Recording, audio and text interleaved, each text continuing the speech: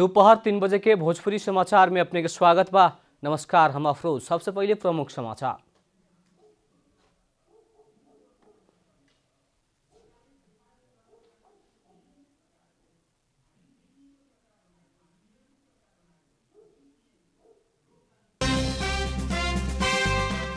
दल विभाजन अध्यादेश फिर्ता ले खातिर प्रधानमंत्री सहमत। प्रधानमंत्री की सिफारिश में राष्ट्रपति द्वारा कोनो भी समय अध्यादेश फिर्ता ले सके के प्रावधान। राष्ट्रीय जनता पार्टी राजपा समाजवादी पार्टी नेपाल बीच एकता। एकीकृत जनता समाजवादी पार्टी द्वारा निर्वाचन आयोग में दल दर्ता खातिर प्रक्रिया शुरू। आज 14वां लोकतंत्र दिवस। जहानिया राजतंत्र संस्था के पारिवारिक शासन अंत होके जनता के हक में शासन सत्ता आ पहुंचल दिन के याद कल जा रहा। ग्रीन कार्ड रोके के संबंधी आदेश में अमेरिकी राष्ट्रपति डोनाल्ड ट्रंप कैलन हस्ताक्षर। आदेश विरुद्ध कानूनी चुनौती आवे के संभावना। कोरोना विरुद्ध के अभियान में रात दिन खटल पेशाकर्मी के सम्मान में क्रिकेटर सचिन तेंदुलकर अपन जन्मदिन ना मनैहन। सुख के 47वां जन्मदिन के प्रवेश करिहन।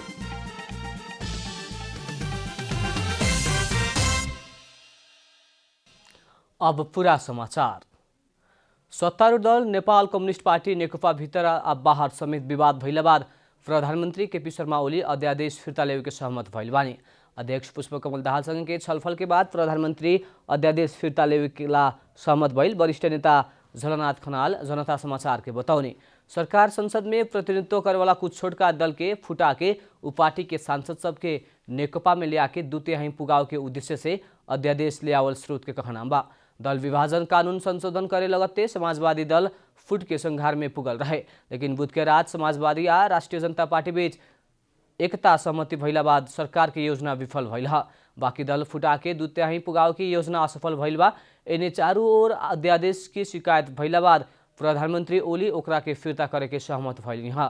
वरिष्ठ नेता लोग के सुझाव आ दोसर अध्यक्ष दाहाल से आज सवेरे भइल छलफल के बाद प्रधानमंत्री अध्यादेश फिर्ता करे के मनस्थिति में पुगनी है। संविधान के धारा 114 दुख में प्रधानमंत्री के सिफारिश में राष्ट्रपति अध्यादेश कोनो भी समय फिर्ता ले सके के प्रावधान बा। निर्वाचन आयोग में जनता समाजवादी पार्टी दल दर्ता के प्रक्रिया शुरू भइले बा। राष्ट्रीय जनता पार्टी नेपाल आ समाजवादी पार्टी नेपाल बीच बुध के रात पार्टी एकता के सहमति भइला बाद नया एकीकृत पार्टी के नाम जनता समाजवादी पार्टी नेपाल राखे के सहमत भइल ह। पार्टी के झंडा समाजवादी से प्रयोग करते आयल आयतकार आकार में लाला हरियर रंग के बीच में तारा राखे के चुनाव चिन्ह राजपा द्वारा प्रयोग करते आयल छाता राखे के सहमत भइल मुताबिक बीएफए के दल दर्ता भइल ह।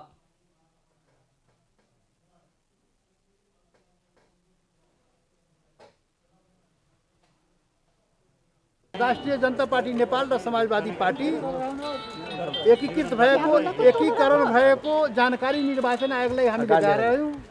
1388 दर्ता नम्बरबाट दुई पार्टी एकीकरण गरेको जानकारी हामी गरायौँ।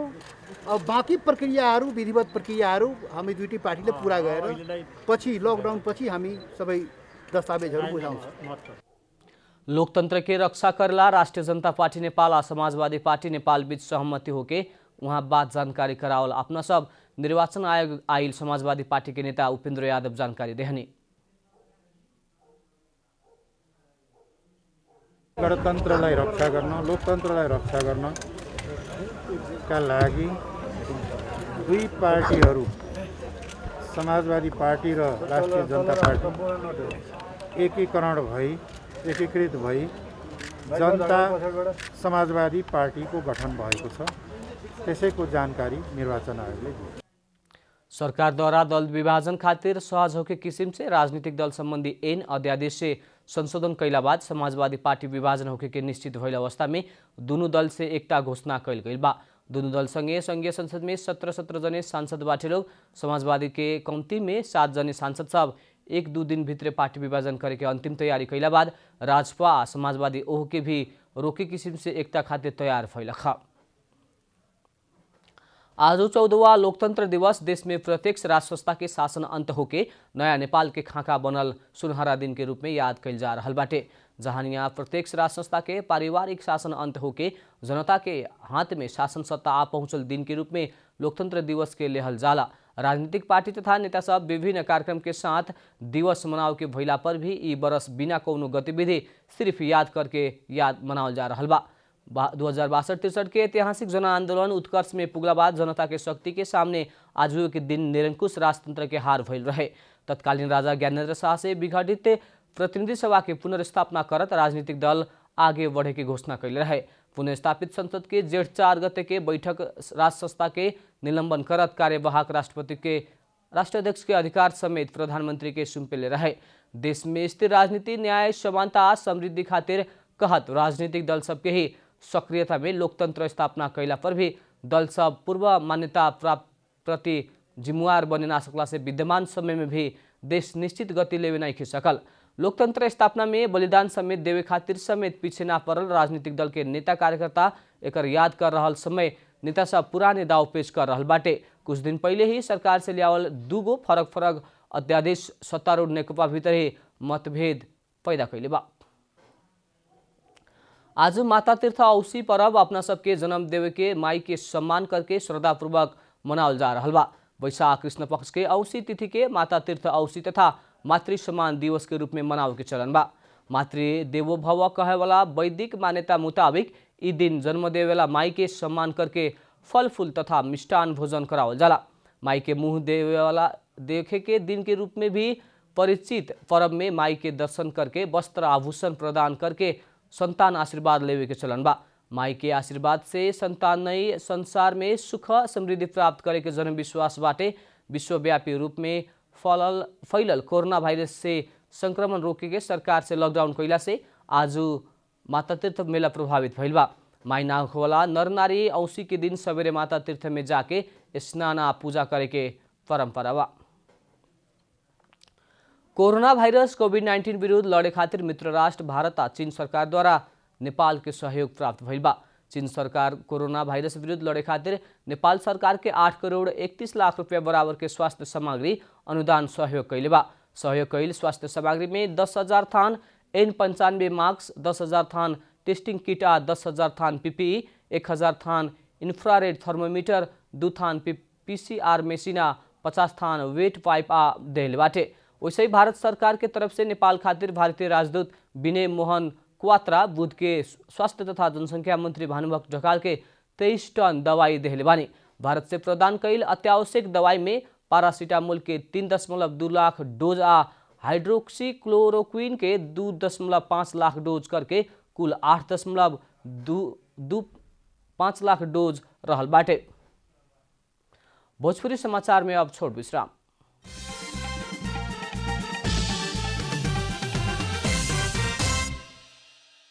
भोजपुरी समाचार में अब थप समाचार। बाके के मुर्गा पालक करे वाला किसान सब दाना ना मिलला बाद समस्या में पड़ल बा लोग। लॉकडाउन के कारण दाना ना मिलला बाद बाके के बैजनाथ गांवपालिका वार्ड नंबर 2 में रहल लक्षद्वीप पशुपालन फर्म में रहल 5,000 मुर्गा मध्य 45 मुर्गा मरल बा। कोरोना वायरस के चलते देश लॉकडाउन में रहल कारण जरूरी पड़े वाला दाना मुर्गा के उपलब्ध करावे ना सकला बाद बांके के बैजनाथ गांवपालिका में रहल लक्षद्वीप पशुपालन फर्म के मुर्गा सब मरे लागल बा। विक्रम संवत 2074 साल में काठमांडू में रहल घर बैंक में रख के 1 करोड़ 50 लाख कर्जा लेहल आ स्थानीय सहकारी से करीब 80 लाख कर्जा लेके संचालन कल गयल व्यवसाय अभी लॉकडाउन के चलते घाटा में गए लक्षद्वीप पशुपालन फर्म के संचालक दीपक गुरुङ बतौले बानी। लक्षद्वीप पशुपालन लगभग 2 वर्ष अगाडिबाट कन्स्ट्रक्सन गर्दाखेरि सञ्चालन गरेको हौँ हैन। अब यत्रो क्षति भइहाल्यो। क्षति हुँदाखेरि अब नेपाल सरकारबाट केही राहतहरू प्याकेजहरू म मात्र होइन किसान त धेरै छन् नेपालमा केही राहतहरू ब्याजमा या यसमा के अरे यो जुन कृषि लोनमा केही पायो भने चाहिँ म अगाडि बढ्छु कि भन्ने आशा नेपाल सरकारमाथि राखेको छु। कोहलपुर नगरपालिका वार्ड नंबर 3 में मुर्गा व्यवसाय करते आयल दोसर किसान यज्ञ प्रसाद सुवेदी विगत में अपना सबसे कर्णाली प्रदेश में मुर्गा पहुंचावते आयल आ अभी प्रदेश सरकार द्वारा जाय ना देहला बाद समस्या में पड़ल बतौले बानी। अब यो संघीयताको कारणले यहाँ यी तयार भएका कुखुरा हामीले चाहिँ कर्णाली प्रदेश लगेर नगरपालिकाहरूमा बाँड्न पर्ने वितरण गर्न पर्ने हामीले चाहिँ नेपाल सरकारको आदेश भए पनि हामी चाहिँ जान दिँदैनौँ भनेर रोकावट गरेको कारणले अब यो दाना ल्याएर खुवाउने अवस्था पनि छैन। अब हामीसित दाना किन्ने पैसा पनि छैन। यी तयार भएका कुखुरा दैनिक मरिरहेका छन्। अब त्यो दैनिक 5-7 लाख रुपियाँको कुखुरा चाहिँ यहाँ नोक्सान भइरहेको छ। ओहिलेखा बैजनाथ गाउँपालिका वार्ड नम्बर 2 के वार्डाध्यक्ष प्रेम बहादुर थापा दाना ना मिलल कारण मुर्गा सब मरल प्रति स्थानीय सरकार के विशेष ध्यान पुगल जानकारी देहत जरूरी सहयोग करेला स्थानीय सरकार आ अपने लागे के भी बतौले बानी। पूर्ण रूपले सहयोग गर्छु। तपाईलाई म गोडाबाट पनि सर्जन गराउँछु। त्यसपछि गरी म आफै पनि त्यसमा बस्छु। म सिफारिस पनि गर्छु र तपाईलाई कुन कुन ठाउँमा आवश्यक पर्छ म गाउँपालिकासम्म मेरो हकको कुरा भयो। कोरोना वायरस के संक्रमण फैले ना देवे के कहत सरकार द्वारा लागू कैल गेल लॉकडाउन के कारण अभी देश भर के किसान सबके व्यवसाय गिरते जा रहल बा। किसान सबके समस्या के बुझत सरकार कृषि कर्जा आ अनुदान में राहत के घोषणा करे के भी जरूरत देखल गल बा। बाकी से रविंद्र सिंह ठकुरी की रिपोर्ट। श्री एयरलाइन कार्गो उड़ान के अनुमति मिलते ही सिंगापुर खातिर कार्गो उड़ान भरले बाटे। नेपाल सरकार के अनुदान में प्राप्त भइल कोरोना परीक्षण किट ल्यावे खातिर श्री सुक के सवेरे 7:55 में सिंगापुर खातिर उड़ान भरल त्रिभुवन अंतर्राष्ट्रीय विमानस्थल जनौले बाटे। सिंगापुर के टिमसेक फाउंडेशन नेपाल सरकार के अनुदान में देहल 10,000 PCR रिजेक्ट ल्यावे खातिर श्री एयरलाइंस के CRJ 700 के जहाज सिंगापुर प्रस्थान कैलख। फाउंडेशन द्वारा नेपाल के अनुदान देवाला स्वास्थ्य उपकरण नेपाल ल्यावे खातिर श्री से 33% भाड़ा खुद सहाय के जानकारी कराल गइल बा। वही लेखा बाकी भाड़ा शेखर गोल्छा पशुपति मुरार का सही लोग। अब आर्थिक समाचार।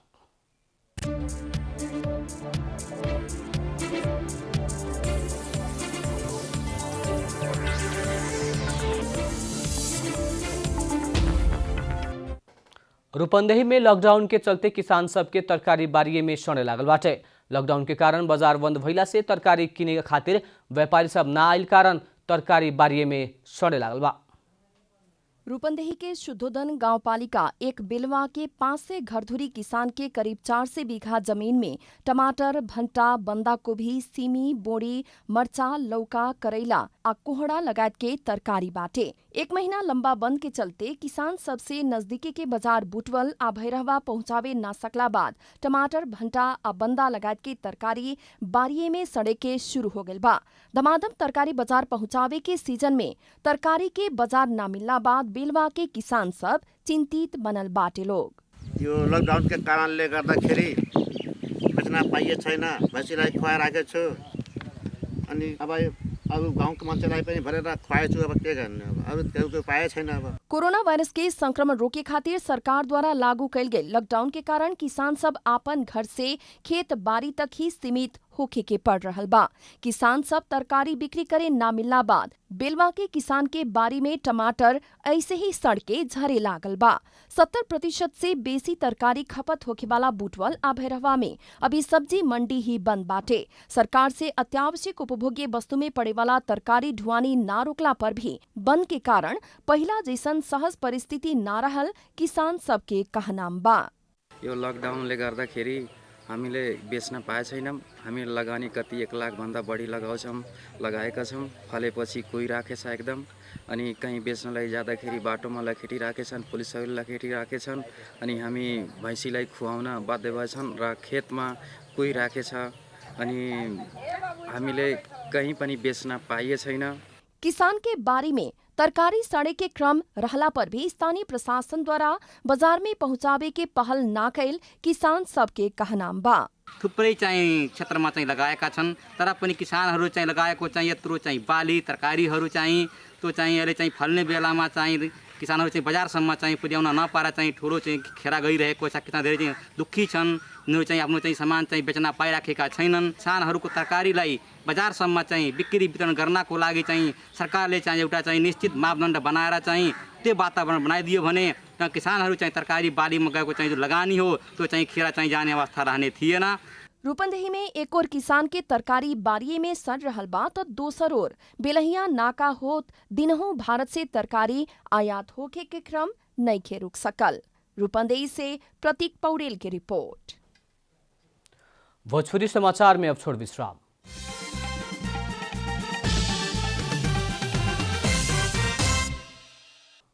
अब खेलकूद समाचार।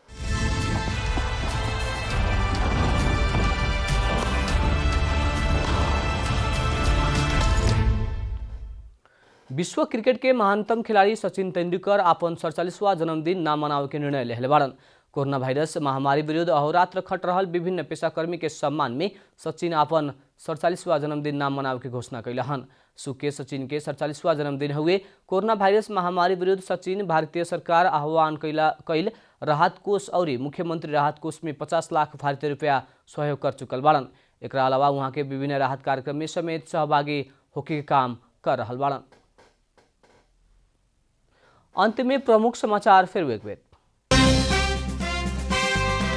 दल विभाजन अध्यादेश फिर्ता लेवे खातिर प्रधानमंत्री सहमत। प्रधानमंत्री के सिफारिश में राष्ट्रपति द्वारा कोनो भी समय अध्यादेश फिर्ता ले सके के प्रावधान। राष्ट्रीय जनता पार्टी राजपा समाजवादी पार्टी नेपाल बीच एकताकृत जनता समाजवादी पार्टी द्वारा निर्वाचन आयोग में दल दर्ता खातिर प्रक्रिया शुरू। आज 14वां लोकतंत्र दिवस जहानिया राज संस्था के पारिवारिक शासन अंत होके जनता के हाथ में शासन सत्ता पहुंचल दिन के याद कल जा रहा। ग्रीन कार्ड रोके के संबंधी आदेश में अमेरिकी राष्ट्रपति डोनाल्ड ट्रंप कैलन हस्ताक्षर। आदेश विरुद्ध कानूनी चुनौती आवे की संभावना। कोरोना विरुद्ध के अभियान में रात दिन खटल पेशाकर्मी के सम्मान में क्रिकेटर सचिन तेंदुलकर अपन जन्मदिन ना मनैहन। सुख के 47वां जन्मदिन मनाओ के कार्यक्रम।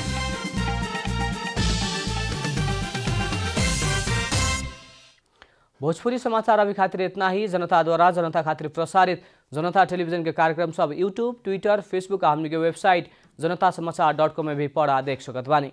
सूचना में अपने के सहभागिता समय में समाचार हमनी के प्रतिबद्धता। प्रणाम।